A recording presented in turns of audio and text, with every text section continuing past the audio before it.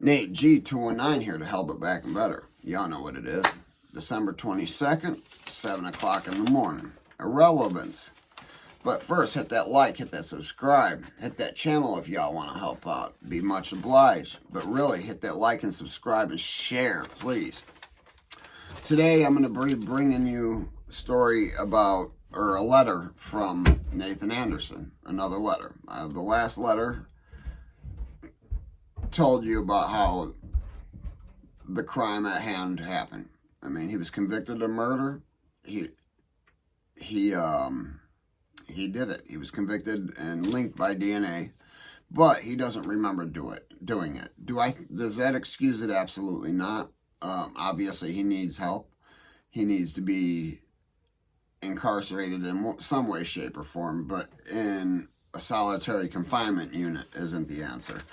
But, you know, he doesn't have money. He doesn't have people sending him anything, so he's got to live off the land. And if hustle and steal, he's going to do what he's going to do. And he's not there mentally. He doesn't think like most people do.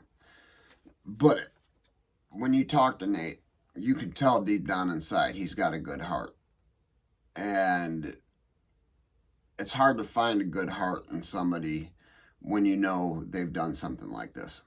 So I'm not going to lie. I was judging this man for the longest. Like, I couldn't believe how somebody could do that. But then I started thinking about things he's done, why he's done them maybe, because I had told you he had a victim. He victimized a man. Man deserved to be victimized. The man unalived a 14-year-old girl. Well, Nate unalived that man's manhood. But I'm going to read you a letter that was just written last week on the 15th, December 15th of 2023 at 3:35 in the morning. The persuasion of manipulation. Now, I'm not going to read the letter in 100% detail because it's really hard to read some of the writing sometimes. So, the warden had a meeting with staff that said, in so many words, amounted to, just let him do what he wants, as long as nobody gets hurt.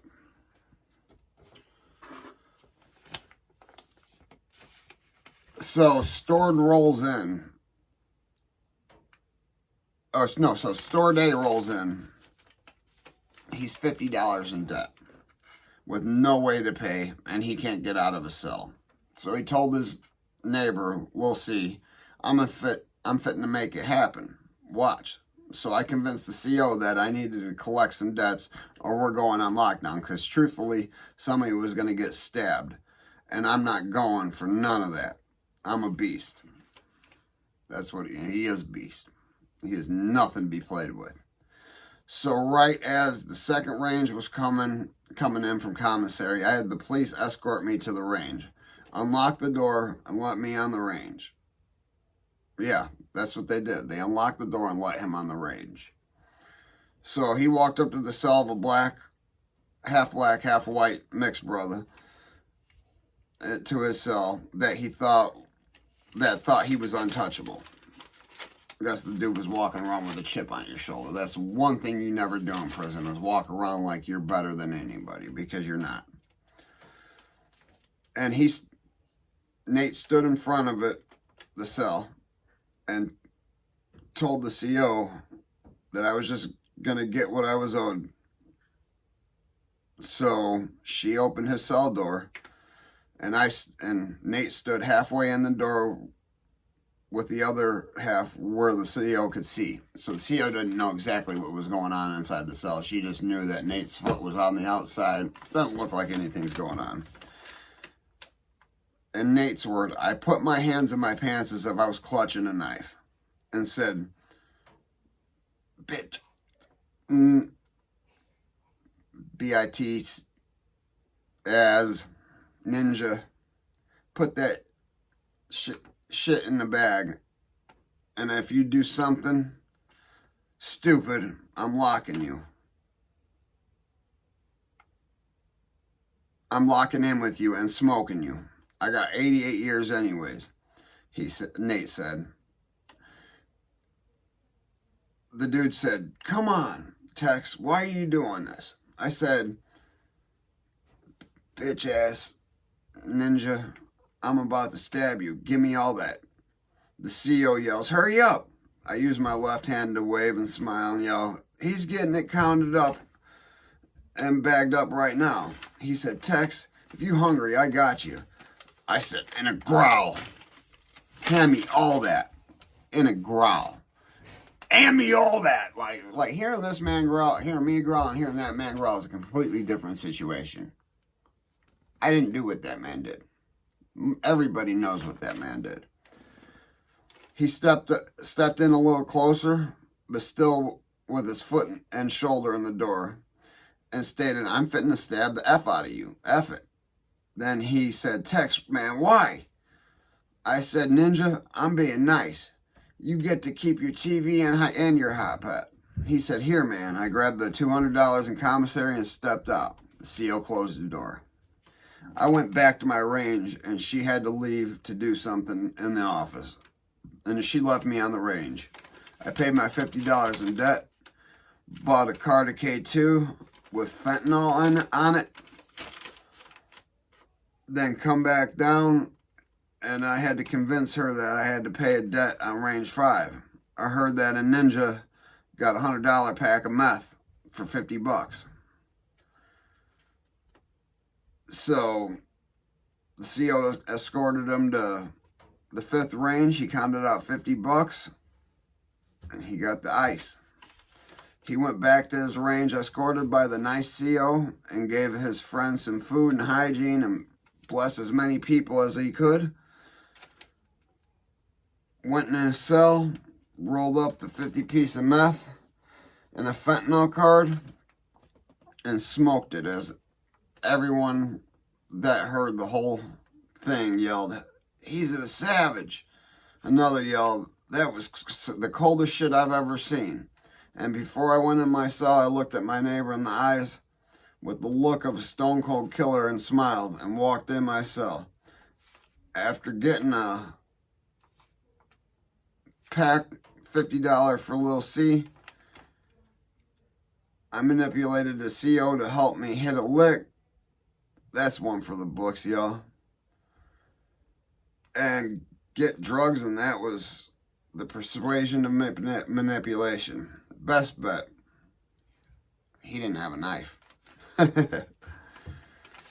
He then says, I solemnly swear under penalties of perjury that the statements written here are true to the best of my knowledge, so help me God. I affirm this 15th day of September 2023 at 4:24 a.m.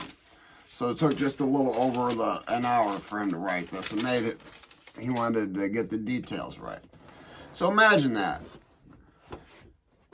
A CO lets a man out of his cell. He's in segregation. Lets him out of the cell uncuffed to go collect commissary, to go collect debts, not commissary, to collect money from people that don't even know him. CO escorted him on a robbery. And because he's so known to carry knives, that dude never doubted him. That dude handed the $200 bag over. Now, I can't say, I've never been put in that position. I did have a knife pulled on me, but it wasn't that situation. There was no robbery. It was fight or die. I thought I'm not dying. Not if I could fight. And I could fight. So I fought. But that's just the manipulation, or the persuasion of manipulation is what he titled that letter, which I felt was a pretty darn good letter. I like that. I like the letter. I'm not condoning any of this, man. This is just the life of prison. So if you're out here gangbanging, you're out here, toting pistols, you think you're the shit. You think you're the savage. Wait till they take that whistle away from you. For those who don't know what a whistle is, you don't need to know what a whistle is. Yeah, if you're out there toting them thumpers, them whistles, them pistols,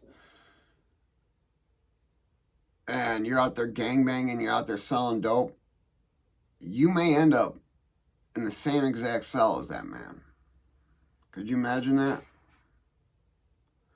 If you're a heroin addict and you middleman a drug deal, like I did, I middleman a $20 bag of drugs. I didn't end up in the same cell, but I ended up on the same exact unit in segregation as him. A person that should have never been classified to be able to go to a prison of that level, of that violence. Like, I should have never been even allowed to go back there. But I was. And honestly, you know what? It saved my life. Messed me up. I still, I woke up at 2:30 this morning with PTSD nightmares from hell. Hearing somebody scream from being torched. Man, I hear the screams. I hear Goofy screaming. That's what they called the guy. He was a pedo. And every couple weeks, he'd be getting lit up. One week was like 2 or 3 times in that week. But, these are just a couple of the things that can happen to you when you go to prison, or you can experience. And if somebody thinks that, like, say a gang member, an Aryan, you're white, an Aryan thinks that you had touched a child, and he may not have proof, but he's going to go tell his probates. Man, deal with that dude. That dude's a kitty fiddler. Those probates are not going to ask any questions. Those probates are going to get him. And that man could be there for middleman in a drug deal. Somebody tried to accuse me of being a kitty fiddler, and I kind of snapped. And he finally said he was joking. He was joking, but I wanted to fight. He was a patched Aryan. I would have had some situations, but you know what? I was willing to fight to protect my name on that.